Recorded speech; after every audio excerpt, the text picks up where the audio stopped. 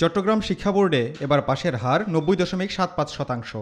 এর মধ্যে জিপিএ-5 পেয়েছে ১৪,১৩৫ জন। কুমিল্লা শিক্ষা বোর্ডে এবার পাশের হার ৮৯.৬৮%। জিপিএ-5 পেয়েছে ১৯,১৮৬ জন। সিলেটে পাশের হার ৯৩.৩৭%। জিপিএ-5 পেয়েছে ১০,২৫৫ জন। পাশের হারের দিক থেকে এবার সবচেয়ে এগিয়ে রাজশাহী শিক্ষা বোর্ড, সেখানে পাশের হার ৯৭.৬৮%। যশোর শিক্ষা বোর্ডে এবার পাশের হার ৯৫.৩৫%। জিপিএ-5 পেয়েছে ২২,০০৩ জন। বরিশাল শিক্ষা বোর্ডে পাশের হার ৯৭.৩৮%।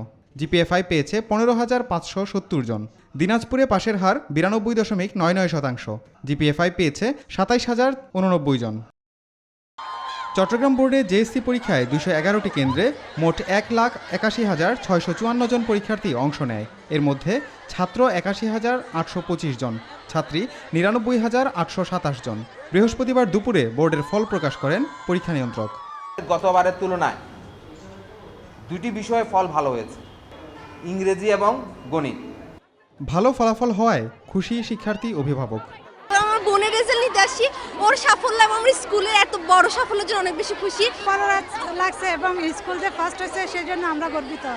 অনেক অনেক খুশি লাগছে, বোঝাতে পারবো না। মেয়েকে নিয়ে অনেক খুশি, অনেক গর্বিত। যশোর শিক্ষা বোর্ডের অধীনে মোট পরীক্ষার্থী ছিল ২,১৪,১৪৬ জন। পরীক্ষা নেওয়া হয় ২,৮২৩টি কেন্দ্রে। সারা বছরের প্রচন্ড অধ্যবসায় এবং আমাদের সম্মিলিত প্রচেষ্টাতে আমরা আজকের এই ভালো রেজাল্ট অর্জন করতে পারছি।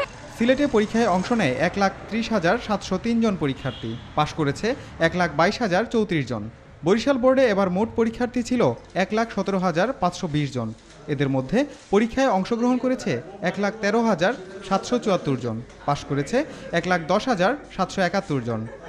পাশের স্কুলের সংখ্যা হলো ২৪৪টা এবং মোট প্রতিষ্ঠান ছিল ১,০০৯টি। দিনাজপুর শিক্ষা বোর্ডে জেএসসি পরীক্ষায় এবার মোট অংশগ্রহণ করে ২,১৬,৭২১ জন। এবার শতভাগ পাশ করা স্কুলের সংখ্যা ৮৯৯টি। কুমিল্লা বোর্ডে ৬ জেলার পরীক্ষার্থী ছিল ২,৬৩,১৭৮ জন। এই বোর্ডের সবকয়টি স্কুলের পরীক্ষার্থী পাশ করেছে। এবার রাজশাহী বোর্ডে মোট পরীক্ষার্থী ছিল ২,২৬,৮৯২ জন। বোর্ডের সব স্কুলেই শতভাগ পরীক্ষার্থী পাশ করেছে। Desk report, news 24।